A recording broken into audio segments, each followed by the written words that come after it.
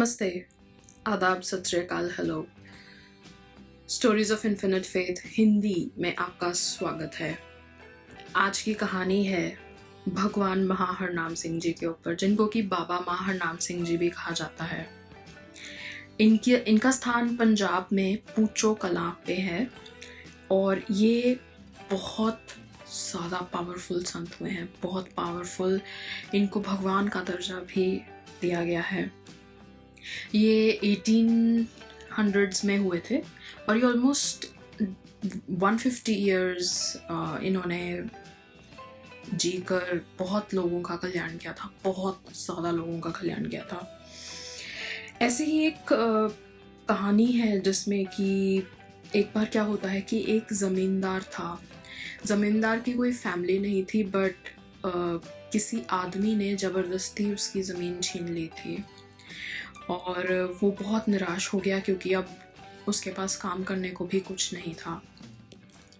तो क्या होता है कि वो यहाँ बाबा महाहरनाम सिंह जी के स्थान पे आ जाता है, आश्रम या डेरा या जो भी कहा जाता है, और वहाँ पर आके वो अपनी प्रॉब्लम बताता है। तो बाबा महाहरनाम सिंह जी बोलते हैं कि यहाँ ठहरो और सेवा करो और तपस्या करो यहाँ पर बैठ के, और वो शुरू कर देता है। बीच में ऐसा भी होता है कि जब उसकी ज़मीन एक आदमी ज़बरदस्ती मार लेता है, साथ ही में उसके पीछे एक परछाई सी पड़ जाती है, एक परछाई जो उसको नींद में बहुत तंग करती है और जनरली भी उसको बहुत तंग करती है। परछाई मतलब जैसे कि उसको हम बोल सकते हैं कि कुछ टाइप का भूत उसके पीछे पड़ जाता है। और बाबा महाहरनाम सिंह जी को पता होता है और वो उसको बोलते हैं कि यहाँ पे सेवा और तपस्या करो, उससे चीज़ें हल होंगी। उसके बाद क्या होता है कि एक झंडा सिंह नाम का एक बहुत ही बड़ा भक्त होता है बाबा जी का। वो एक समय इस जमींदार के साथ सोता है एक कमरे में, और रात को उसी समय पे उस परछाई, उस भूत का जो अटैक हो जाता है वो ज़मींदार पे हो जाता है। और वो अक्सर ऐसा करता था ज़मींदार कि वो डंडा लेके उस परछाई और भूत के पीछे भागता था और उसको मारता था। तो होता ये है कि वो जैसे ही वो मारा होता है तो बाबा जी अर्ली मॉर्निंग समय होता है और वो जाग रहे होते हैं, और मतलब वैसे तो वो पूरी रात ही बैठ के साधना करते होते थे। तो उस समय पे उनको सुनता है, और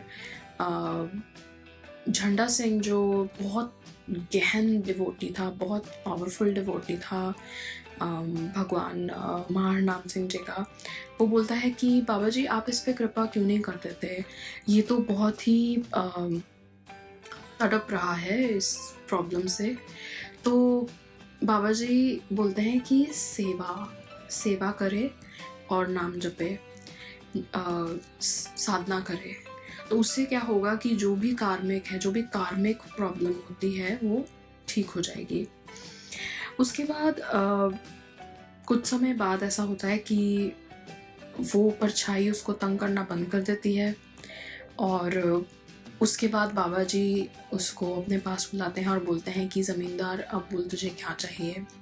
ज़मींदार बोलता है कि बाबा जी उसको उसकी ज़मीन वापस चाहिए, और फिर बाबा जी उसको बोलते हैं कि वो ज़मीन अपने आप ही, वो जो आदमी जिसने ज़बरदस्ती कैद की हुई है वो छोड़ के चला जाएगा।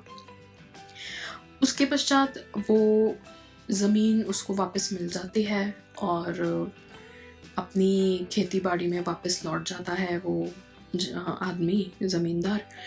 पर वो बाबा जी को भूलता नहीं है। वो फिर भी साल में कई बार जब भी स्पेशल ओकेजन्स होते थे वो वहाँ पर माथा टेकने ज़रूर जाता है, और उसने अपना नाम जपना मीन्स अपना तपस्या नहीं छोड़ी होती, साथ में वो करता है। तो ये एक बहुत ही छोटी सी कहानी है, मतलब एक कहानी है इनकी, वो एक पूरी किताब है भरी हुई इनके कृपा, जो इन्होंने 150 साल 150 ईयर्स में जो कृपा बरसाई थी लोगों पर, कृपा कल्याण किया था लोगों का।